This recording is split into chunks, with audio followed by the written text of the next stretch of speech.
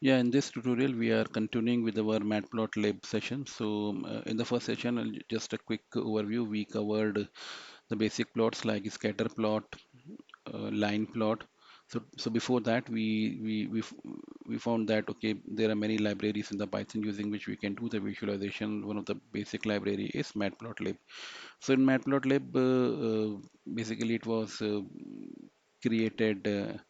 Uh, by taking MATLAB as software as a reference. And so there are two styles of coding for Matplotlib library in the Python. One is the one style which is called as the MATLAB style, and other is the object-oriented style. So we saw the basic difference between the two ways. In the MATLAB style, everything starts from PLT, which is basically matplotlib.pyplot. Okay, and using PLT to start with, we specify the function that we want to plot, for example, scatter plot or simple plot. Whereas in the object-oriented style, we have to first specify the number of plots that we want to, and we have to capture figure and axis, and we start with using axis. So that is, we have to specify the axis for on which we are drawing the plot. So that's the basic difference between the object-oriented and the MATLAB style. So we had already covered the scatter plot, which is basically a dot representation between the two variables, and uh, we can also color the data points based on specific category. For example, region in this case. This is what we covered in the previous session. Next is the line plot. Line plot is again again a plot which shows the relationship between the two variables in the form of a line. So this line is created by actually joining the data points. So for example, in this plot, if you see these circles represent the data points, and if we join these data points, we get a line. So basically, it's a combination of two things. One is the scatter plot, which is the dots or the circles that you see here, and second is the line, which is the dotted line. Again, we can specify a specific color or specific style or the shape of these uh, dots or the markers using the different parameters while plotting these plots. Okay, now continuing, we also saw how to plot two plots next to each other by using the concept of subplots. So in subplots, we have a figure which is the whole figure, and within that we create two axes. For example, if we want to plot two plots, then we create two axes, and for each axis we specify the function that we want to plot and the data point similarly for the second axis, and then we display both subplots next to each other. Okay, now to continue, let's say we want to make the use of comparison between the workforce and the income of people belonging to region 1 and region 2.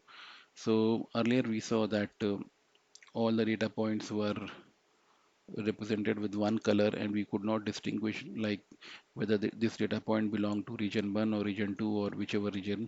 Now if we want to do that kind of comparison, then we can use it the concept of called as legends. So what we have to do again, we are just following the object oriented methodology. So we'll say plt dot subplots, and we are capturing figure and axis. Now we are plotting the scatter plot. So scatter plot, we have to say ax dot scatter, and the variable for the x-axis and the variable for the y-axis are workforce and income. Color is red, and label is region 1. It means region 1 data points should be colored with red color. And then for the data, we are just selecting that data which belongs to region 1. Similarly, we have to specify again the scatter plot, in which what we are saying is ax dot scatter, that is the scatter plot to be drawn, and on the x-axis is the workforce, y-axis is the income, same thing. This time we are distinguishing this region 2 by specifying the color as B, which represents blue color, and label we have to give us the second region, and the data should contain only the data which belongs to region 2.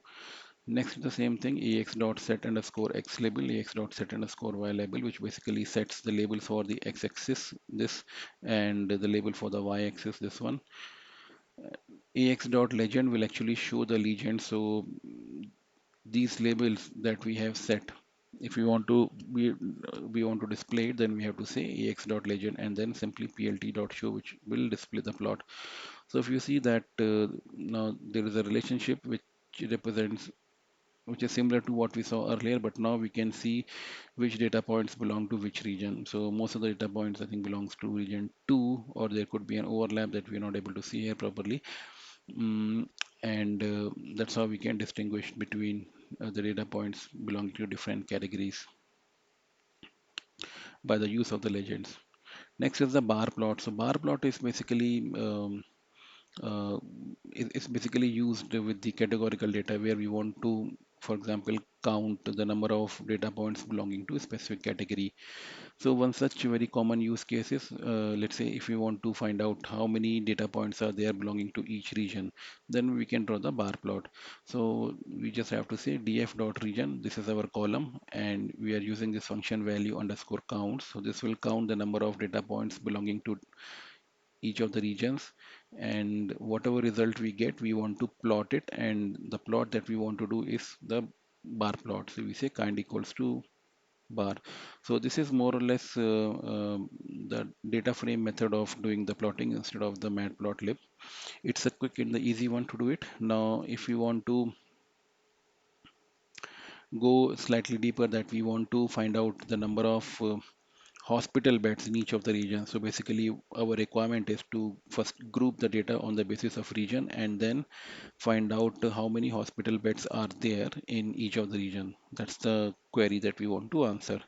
So one way is we can always go and do the group by and get the results in the form of data. For example, like in this way, we are saying df dot group by, which is the region, the column that we are specifying.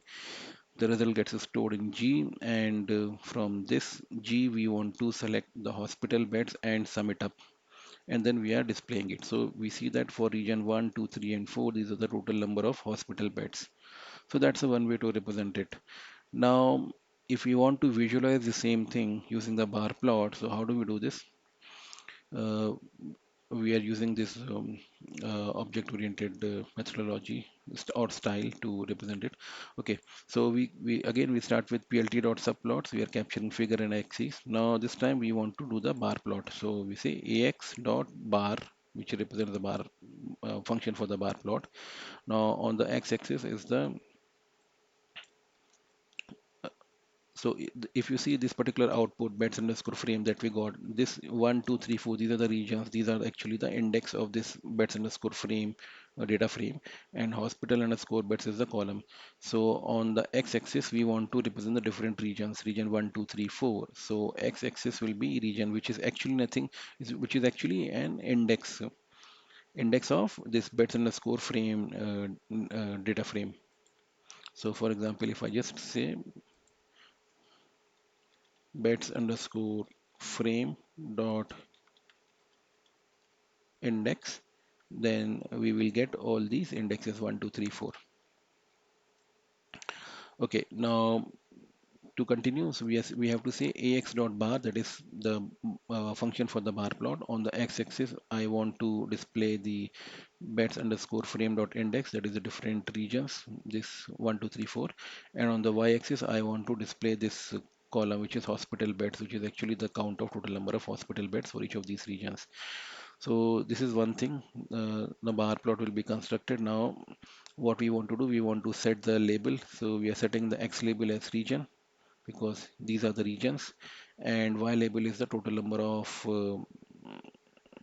hospital beds, total number of hospital beds on the y-axis, and we are setting the title total hospital beds across the different regions. That is fine. Now, thing to notice, that the values of the regions were 1 2 3 4, whereas our requirement was, let's say, to display region as region region dash one, region dash two, and so on. So what we have to do is I'm just using here list comprehension, where I'm just going through uh, where I'm looping through the index of this bets underscore frame, and I'm just concatenating reg dash.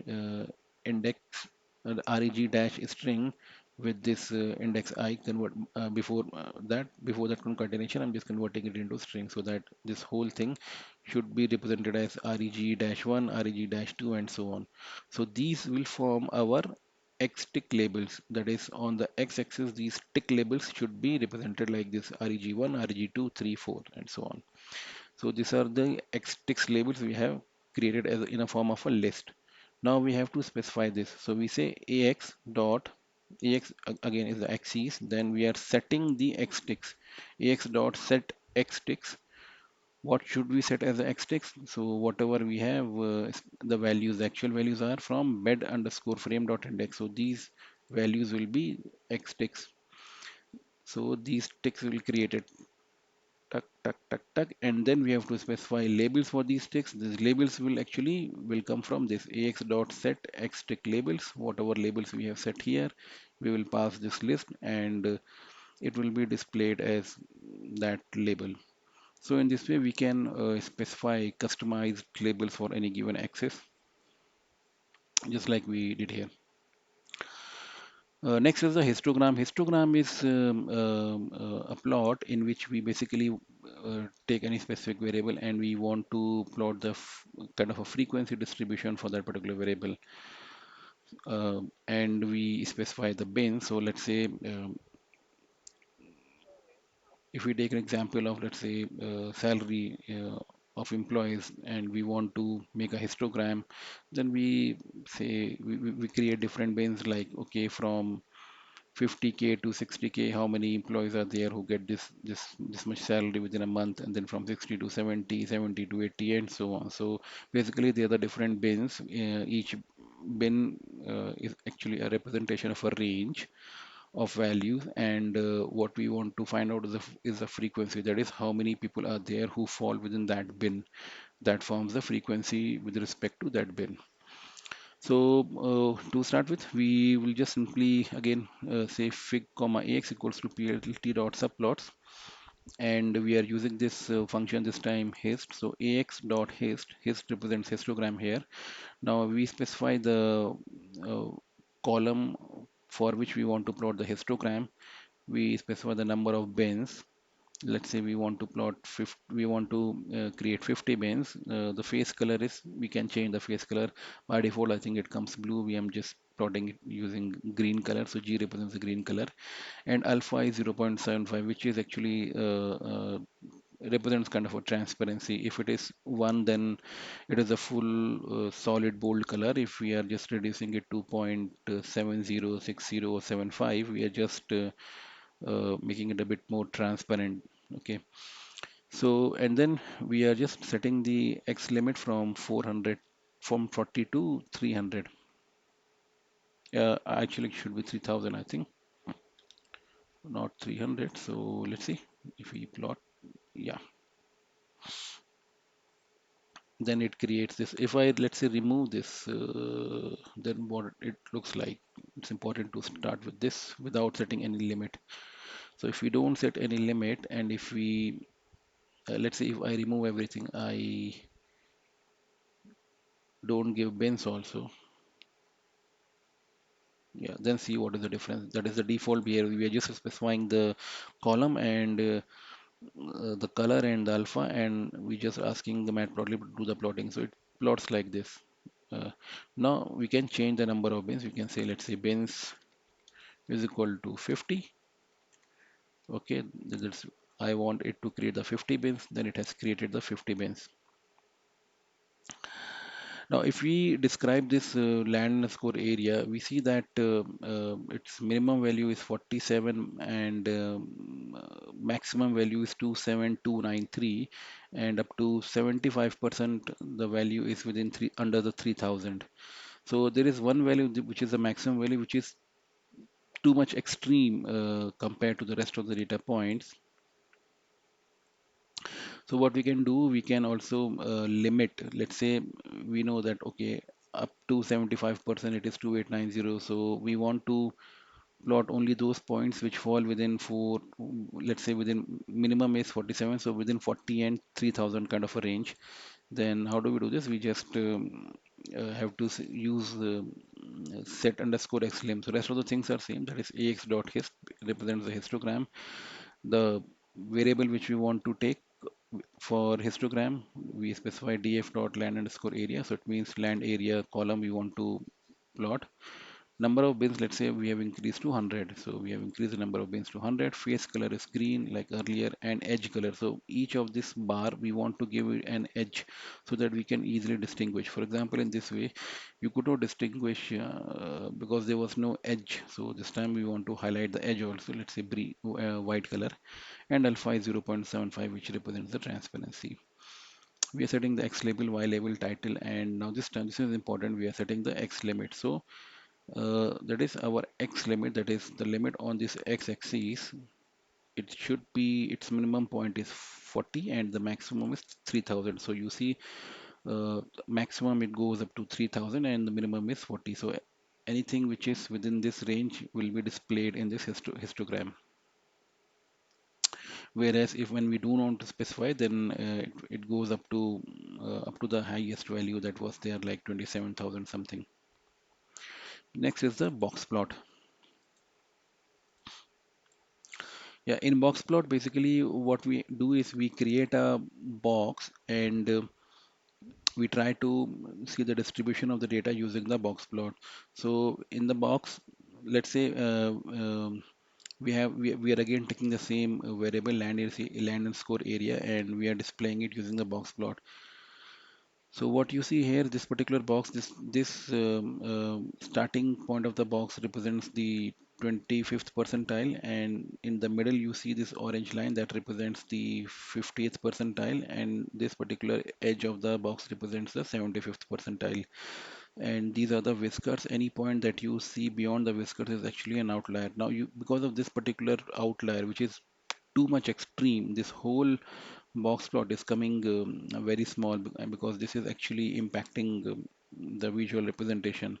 So what we can do is just to, before deleting it, we wanted to see what its value is. It is 27293, 27,293. Now if we see the 99 percentile of land area, which is 9517, it means 99 percent of the data points are within 10,000, and this point is way above. So we would want to remove that record which belongs to this extreme outlier. So to remove it, we have to first find out where this record exactly exists. So what we are doing is we are just comparing land area with the one value which is the maximum. So we got this particular record. Now if we see, the row label is 18, so we want to exclude this or drop this from plotting. So what we are doing here is, okay, so again we are doing the box plot again now, with some slight changes. So again, first we have to create figure axis like we do normally. Now, and in this we are specifying here df dot drop 18. So it means we are dropping this particular row, and whatever is left we are taking land underscore area column and storing the values in the land variable. So now using this land, we are doing the box plot. So what we are saying is ax dot box plot, specifying this variable land. Now vertical equals to false. Now if you see, the previous one was vertical. Now this time we are saying vertical is false. That means we want to create a horizontal box plot. So we are saying vertical is false, and then we are also specifying flyers props. That is, whatever the outliers were there, we want it to be represented in a slightly different way than the default way. So what we are passing is the blue diamond, which is actually a dictionary that we created here. So in this dictionary, what we are specifying here, two things. We are specifying how these dots should, or how these outliers should be represented. We are saying that the marker should be diamond, default is circle, so we are changing the shape of these markers as diamond, and then we are just specifying the color of this as marker face color is blue. So these outliers are represented as blue diamonds, and we are displaying the box plot. So now we can get a better understanding of the distribution of land area. So if you see from here, we can also, as we know, this is the 25th percentile, this is 50th percentile, and this is 75th percentile. We can get their exact values by using np.percentile function. Now here I'm just dropping that particular record which was creating the problem from the data frame itself.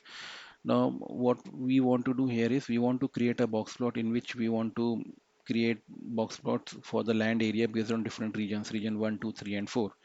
So it's again simple way. So first we have to create four different variables in which we store the land area data corresponding to each region. So for region 1, region 2, region 3, region 4, I'm just selecting land area and storing in different variables. Now again we have to start the box plot. So we start with ax.boxplot, and whatever these variables were there, I'm specifying as a list, and then the labels. So this list belongs to region 1, the second list to region 2, third region 3, and fourth list belongs to region 4. And then I'm saying median prop. So whatever median line was coming, I want it to be a bit bold and blue color. So these properties, I'm specifying the properties of a median line using median props, that it is line should be single line, and that is solid line, its width should be 2, and color should be blue. Now patch artist is true. Now we want to color these box plots also with some specific color, so that is why I have given here patch artist is true. Now, how do we color it? Now, whatever whenever we run this function, it returns the box plots. Now, there are how many? One, two, three, four. Four box plots. So each of these can be accessed using the index. So we are saying the box plots within bracket we specify boxes, and we are accessing the first box plot and storing it in a variable and setting its face color to pink. Similarly, for the second one, we are accessing the first box plot and setting the face color to light blue. Similarly for third and fourth. Now if you see, there are some grids also appearing. So these grids we can make it appear using y-axis dot grid true. That is, this y-axis, this is a y-axis and it should have grid. So we are saying ax dot y-axis dot grid true. So these grids will appear. And then we are just simply setting the title and the y labels, and we can display a beautiful box plot which shows for different region what is the distribution of the land area. That's it for now. Thank you.